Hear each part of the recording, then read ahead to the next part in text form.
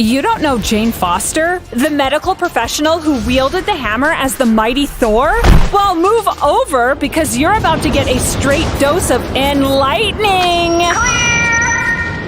Jane Foster fell in love with practicing medicine while working as a nurse, and the medical practice fell in love with her right back. Or, more specifically, her employer, Dr. Donald Blake. It was a time before HR seminars. But Dr. Donald Blake wasn't just her boss. He was also Thor's alter ego. While Jane pined for the god with the bod, who kept conveniently saving her from peril, Donald pined for Jane to love his imperfect human form. But Jane already did, and told Donald to get it together and make a move on her already. So Donald made one heck of a move, finally revealing his identity as Thor. Have your cake and eat it too, girl.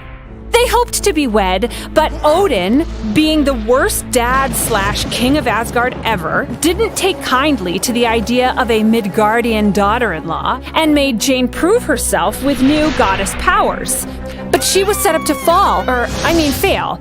Jane ended up forgetting about Thor and moved on to dating her new boss, Dr. Keith Kincaid. Seriously, is there no one in HR? And Thor reunited with his intended, the Lady Sif. When Jane became very sick and near death, she called to Thor for help. Sif answered the call and transferred her life essence to Jane to give her a second chance at life. After healing and leaving both Sif and Thor behind, Jane leveled up to become a doctor and continued to care for superpowered people like the Avengers. She was an independent woman who, yes, had feelings for Thor, but it was extremely complicated. Though he does look good in a cape. What was I saying? Oh, yes. Ultimately, Thor lost his worthiness and his shirt, which is a whole other story.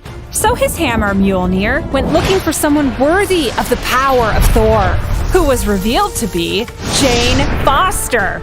Don't stress, Thor Odinson was fine. He got an axe and worked on being a better god. As the mighty Thor, Jane began protecting the realms, but she was also fighting a personal battle against cancer. Complicating matters, transforming into the mighty Thor was interrupting her body's ability to heal.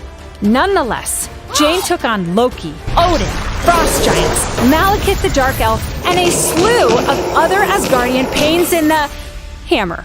Sadly, Jane's human body could only handle dishing out so many god-tier butt-kickings. So when Mangog, the beastly embodiment of hate, attacked, Jane knew the only way to save the world was to transform into the mighty Thor one final time.